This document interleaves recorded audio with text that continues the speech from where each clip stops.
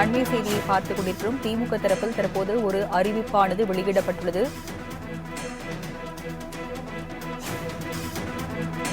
திமுக சார்பில் வேட்பாளர் விண்ணப்பமானது பெறலாம் என்று திமுக தரப்பில் தற்போது ஒரு அறிவிப்பு வெளியிடப்பட்டுள்ளது. விவரங்களை செய்தியாளர் செலினா வழங்க கேட்கலாம். செலினா, திமுக தரப்பில் என்ன அறிவிப்பு வெளியிடப்பட்டிருக்கிறது? விவரங்கள் என்ன? நாடாளுமன்ற தேர்தல் தமிழகத்தில் வர இருக்கக்கூடிய நிலையில் அதற்கான பணிகள் என்பது திமுக சார்பில் தொடர்ச்சியாக மேற்கொள்ளப்பட்டு வருகிறார்கள். அந்த வகையில் ஏற்கனவே 3 குழுக்கள் அமைத்து அந்த குழுக்கள் என்பது தனித்தனியாக அதன் பணிகளை மேற்கொள்ளப்பட்டு வருகிறது. தேர்தல் ஒருங்கிணைப்பு குழு ஏற்கனவே அந்த பணிகளை மேற்கொள்ளப்பட்டு வரக்கூடிய நிலையில் அதற்கு அடுத்த கட்டமாக அந்த தேர்தல் பணி என்பது தற்பொழுது துரிதப்படுத்தப்பட்டு வருகிறது.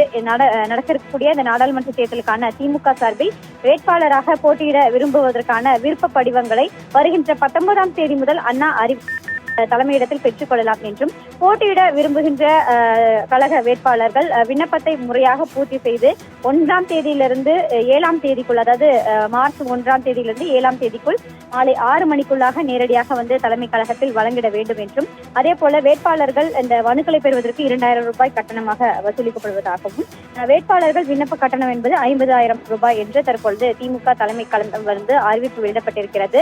குறிப்பாக நாடாளுமன்ற தேர்தலுக்கான பணிகள் என்பது தொடர்ச்சியாக மேற்கொள்ளப்பட்டு வரக்கூடிய நிலையில் திமுக அதன் முதன்மையான பணிகளை தொடர்ச்சியாக மேற்கொள்ள வேண்டும் என்பதற்காக வரும் 19ஆம் தேதியிலிருந்து திமுக சார்பில் போட்டியிட விரும்புவதற்கான அந்த வேட்பாளருக்கான அந்த வேட்பாளர் பட்டியல் என்பது தயாரிக்க செய்யக்கூடிய பணிகள் என்பது மேற்கொள்ளப்பட இருக்கிறது. அதற்கான அந்த விருப்ப படிவங்களை நேரடியாக வந்து சென்னை அண்ணா அறிவாலயத்தில் பெற்றுக் கொள்ளலாம் என்றும், 1ஆம் தேதியிலிருந்து 7ஆம் தேதிக்குள் பூர்த்தி செய்து அண்ணா அறிவாலயத்திலேயே வழங்க வேண்டும் என்று தற்போது திமுக பொதுச் செயலாளர் துரைமுருகன் அறிவிப்பை வெளியிட்டிருக்கிறார். அதன் தொடர்ச்சியாக விருப்ப பட்டியல் பெற்ற பிறகாக அடுத்த கட்டமாக வேட்பாளர்கள் தேர்வு செய்வது, வேட்பாளர்கள் தேர்வு செய்வதற்காக வேட்பாளர் பட்டியலை வெளியிடுவது உள்ளிட்ட பணிகளை மேற்கொள்வதற்கான பணிகள் என்பது தொடங்கப்பட இருக்கிறது.